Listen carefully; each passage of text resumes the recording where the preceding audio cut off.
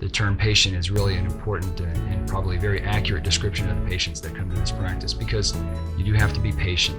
You have to be patient with the workup, you have to be patient with the time it takes to see you, and you have to be patient with the outcome, because things unfortunately don't happen in a very rapid manner, as fast as we all would like, including me. So there's a different kind of waiting that you can do. Sometimes the waiting is you're actually physically in the waiting room and you're waiting for a long time to see one of the providers. And I've seen comments from patients before, and I've heard comments from patients before, why do I have to wait so long to see a provider? Can't you fix the schedule or the appointments to the extent that patients are not waiting? And the answer is yes and no, because medicine in general, the art of medicine, is very dynamic.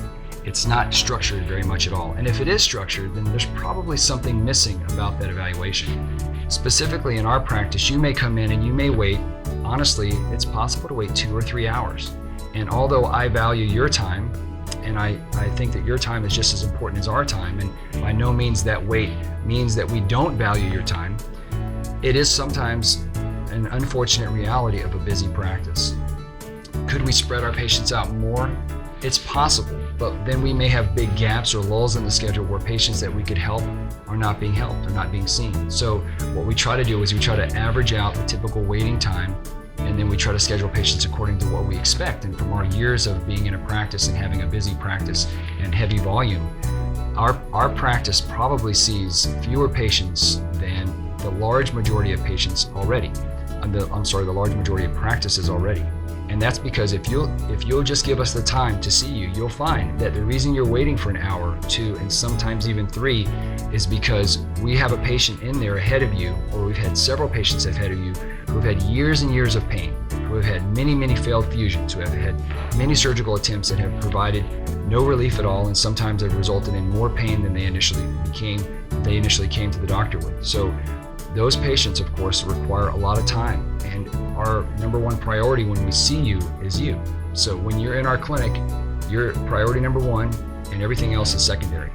When we see you, we put every bit of attention and empathy into to your evaluation, to listening to your problem, to evaluating your studies. And as you can imagine years and years of X-ray, CAT scan, and MRI studies that we may have to pour through, operating reports, physical examinations from other doctors, and the list is numerous and it can be extensive.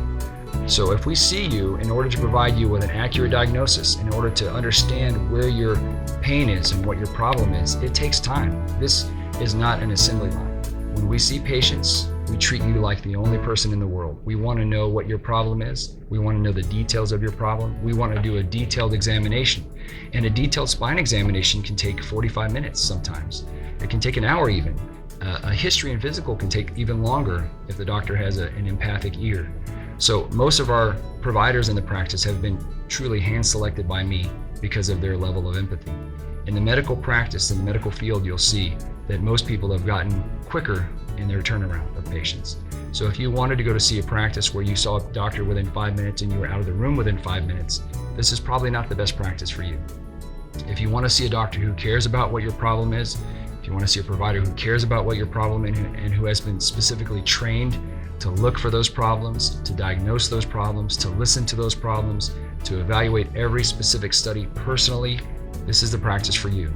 And this is not an assembly line. We're not going to come in, talk to you for 5 seconds and walk out with a diagnosis and a surgical recommendation. We truly listen, we truly examine, we look at all the studies, and we yield the most scientifically diagnosed approach we can to providing you with treatment, benefit, and recommendations. So it does take patience. You have to understand that we are going to give you as much time as we feel like you deserve before you walk out of that room. And when you leave the clinic, if you ever leave this practice feeling as if you weren't listened to, or if you feel like you didn't get the information that you looked for, then it's important that you let us know, because I can guarantee that that's extremely unlikely to happen in this practice. When I was in residency, I thought it was very strange that the majority of my patients, and I trained at very good places, the majority of my patients would leave the practice, and before they walk out, they would ask me, because I seemed to be the one listening the most, they would ask me, "Can you explain to me what the doctor just told me, because I didn't understand?" That doesn't happen here. We explain things in very clear and plain terms. We make sure that you leave with every question answered so that you're not leaving here baffled about what your problem is and what the surgical or non-surgical solutions may be. Our goal is to educate you and to inform you about what options you have, what the possibilities may be. And that's a slow process. It doesn't happen quickly. As the only Mayo Clinic trained surgeon in this area, I'm one person. And I wish I could multiply myself and clone myself for every patient that comes in. And I would do that if I could, but I unfortunately can't. And so how do I get to my patients more? How do I see more patients so that we can get to more patients, work up more patients, and hopefully eventually help more patients? The only way I can do that is by extenders, physician extenders, mid-level providers in the form of nurse practitioners and PAs. And so I rely heavily on them to help me get through the patient volume. They look at your case as clearly as I would. They counsel with me commonly. I get text messages and phone calls on a daily basis about multiple patients with treatment questions and recommendations, and I provide that feedback as often as I possibly can. But as a function of the fact that we provide very, very careful care, we only see a few patients a day. I personally have a very small clinic template because if I see patients with multiple failed surgeries and I see more than a volume that I think is necessary to provide adequate care, then I feel like I'm compromising my patient's outcomes. So I do spend a lot of time with my patients. It's very common for me to spend an hour, hour and a half, and sometimes even longer in my surgical consultations with patients because I want to leave no stone unturned. I want to answer every possible question, and I want to provide every possible scenario and treatment recommendation that I can so that patients feel comfortable, that we're on the same team together. You understand that I care about your outcome, and we're making this decision together. This is a team effort. You and us, we're doing our best to provide you the best care we can. And I'm going to educate you about everything that I know about your condition so I can arm you with information that you need to make the right decision for yourself. And at the end of the day, all of those things require that we see patients a little slower, that we see you with a little bit more of a wait in order to get into the clinic.